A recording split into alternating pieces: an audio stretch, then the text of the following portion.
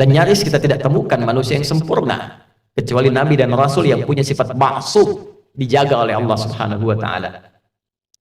Siapa yang dari balik sampai sekarang Jumatan yang tidak pernah salah pandangannya, tidak pernah keliru bicaranya, tidak pernah salah mendengarnya? Mustahil.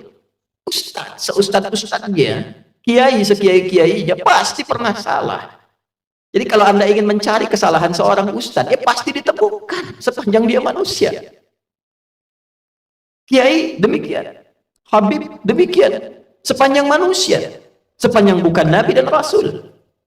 Siapapun, mau pejabat, mau rakyat, mau birokrat, siapapun, pasti ada potensi untuk berbuat salah sepanjang kita masih hidup dan sepanjang setannya juga menunaikan tugasnya untuk menggoda manusia.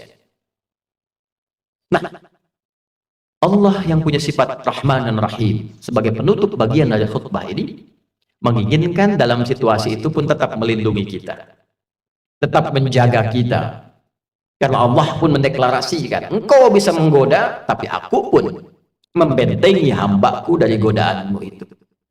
Maka kesempatan diberikan oleh Allah supaya kita menyadari kekeliruan itu, mengoreksinya dan kembali kepada jalan kemuliaan.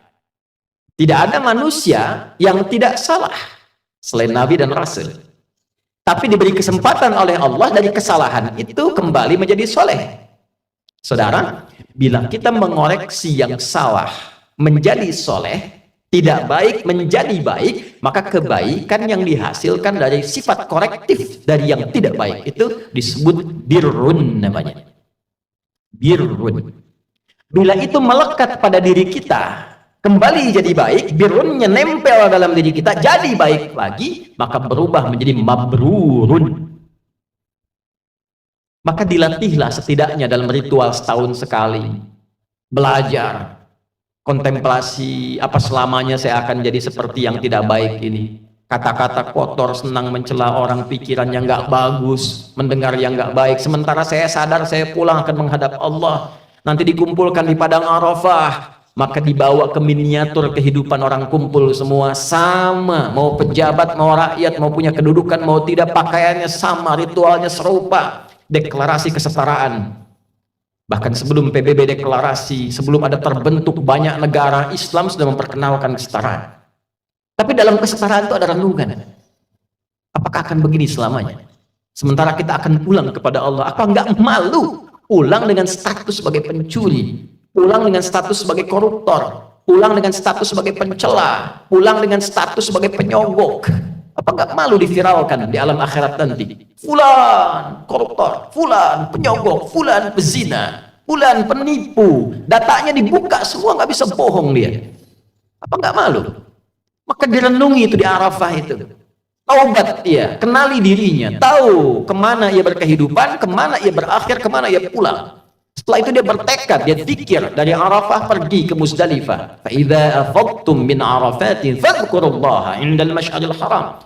Dia bawa zikirnya, dia bertekad, dia akan lempari itu sifat-sifat buruknya yang ada dalam tubuhnya dulu, karena tiga yang mempengaruhi dia menjadi tidak baik. Dirinya yang tidak bisa mengontrol nafsunya, faktor lingkungan sekitar yang dekat, lalu yang ketiga lingkungan jauh, terdekatnya disebut aqabah dalam diri. Lingkungan sekitaran disebut wusta, yang jauh disebut dengan ula. Maka yang pertama dia lakukan, lempari dulu sifat yang tak baik dalam dirinya.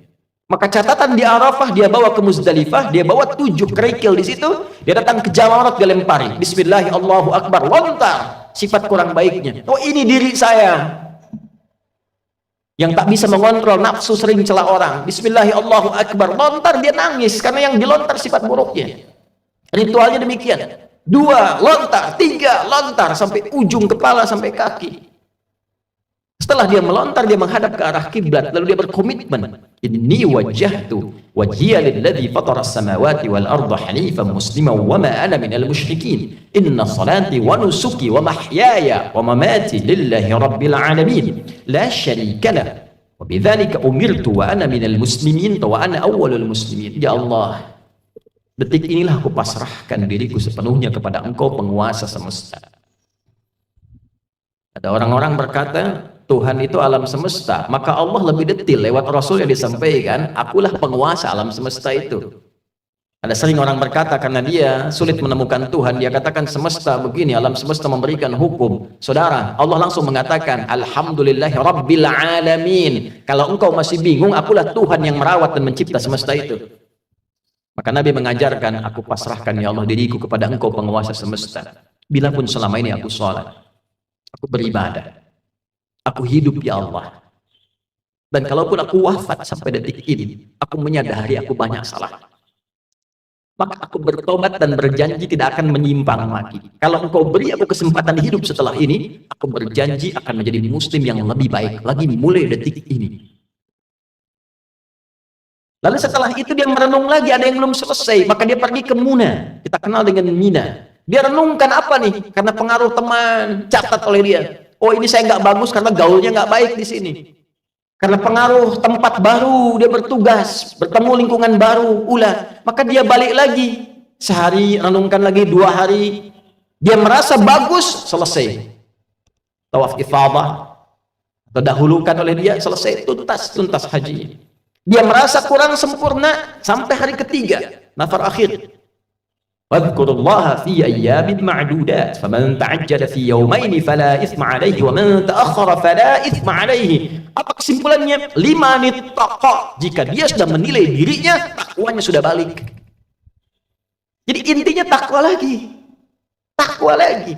Itulah sebabnya bekal haji pun dari bekal takwa pulang takwa. Di mana ditemukan statement bekalnya? Al-Baqarah 197. Al-hajju ashhurum ma'lumat faman farada fihinna al-hajj fala rafatha wala fusuqa wala jidala fil hajj wa ma taf'alu min khairin ya'lamuhu Allah wa tazawwadu fa inna khairaz zadi taqwa.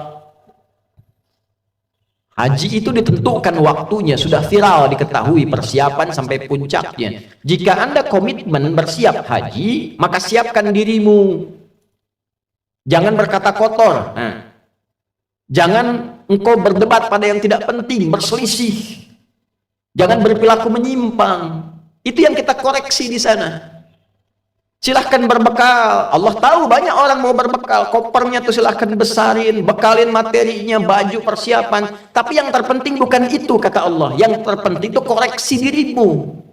Wa tazawwadu fa inna khairaz zadi taqwa. Bekal takwamu.